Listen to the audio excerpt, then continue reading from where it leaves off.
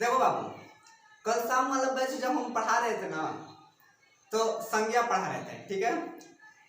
तो हम पूछे कि एगो से संज्ञा किसे कहते हैं, कह रहा है किसी भी नाम को हम लोग संज्ञा कहते हैं। हम कहे ठीक है भाई। फिर पूछे संज्ञा के कितने भेद होते हैं, तो बताया, ठीक है। तो हम पूछे कि बताओ लड़कियां कौन सी संज्ञा में आती हैं, तो कह रहा है ना सर लड़कियां भाववाचक संज्ञा में आती है।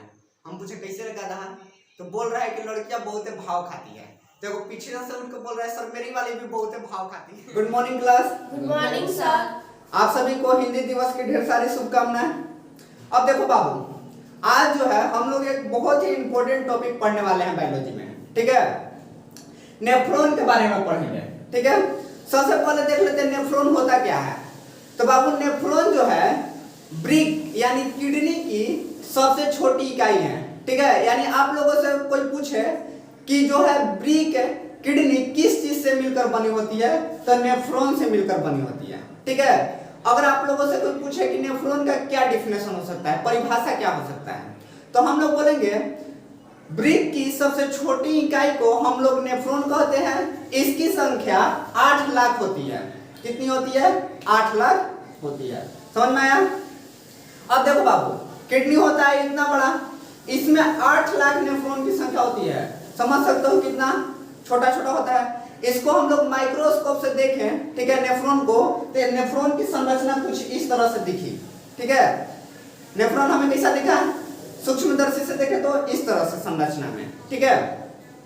अब बाबू देखो पहले समझ लेते हैं नेफ्रॉन के बारे में। ये जो नेफ्रॉन आगे जो ये गुच्छे की तरह संरचना दिख रहा है ना, ये वाला आगे की तरफ नेफ्रॉन में, इसको हम लोग बोलते हैं ग्लोमेरुलस। क्या बोलते हैं? ग्लोमेरुलस। उसके नीचे आप ये वो जो संरचना दिख रही है वाला, इसको हम लोग बोलते हैं बोमेन कैप्सूल या संपुट। बोमेन कैप्सूल या संपुट।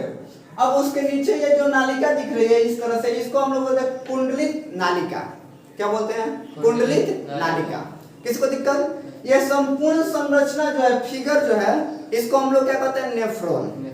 एक किडनी में नेफ्रॉन की संख्या 8 लाख होती है। कितनी होती है? 8 लाख होती है। अब इसके कार्य को हम लोग समझते हैं। देखो ये जो ग्लोमेरुलस है, ये रक्त को छानने का काम करता है, ठीक है। रक्त में जितने भी कण होंगे वो सब को छान देगा, ठीक है। और ये इतना पागल है ससुरा कि सब को छान देगा। सब को मतलब कि हमारे लिए जो गंदे पदार्थ होंगे खून में, जैसे में यूरिया, अमोनिया, वो सब को तो छानेगा ही, साथ में क्या करेगा कि पोषक तत्वों को भी खून में से छान देता है। जैसे में हमारे लिए प्रोटीन, विटामिन, इन सब को भी छान देता है। अब ग्लोमेरुलस के बाद में क्या है? बोमेन। ये देखेगा अरे ये तो बहुत पागला है, ये सब चीज छान दे रहा है, जो हमारे लिए उपयोगी है उसको भी छान दे रहा है, जो अनुपयोगी है उसको भी छान दे रहा है। तो फिर ये क्या करेगा कि जितने भी उपयोगी है हमारे लिए, जैसे वापस ऑब्जर्व करके अब खून में मिला देगा। देखो यहाँ पे लिखा है आवश्यक पदार्थों को पुनः अवशोषण कर लेता है, यानी उसको पुनः अवशोषण करके खून में मिला देगा। और जो यूरिया होगा या यूरिन होगा, ठीक है, ये यूरिया को या अमोनिया को वापस किसको भेज देता है? नेफ्रॉन को। और नेफ्रॉन क्या करता है? नेफ्रॉन यूरिया को पेशाब बनाकर अब शरीर से बाहर निकाल देता है। यही इसकी संरचना है। किसी कोई दिक्कत? पूरा समझ में आया?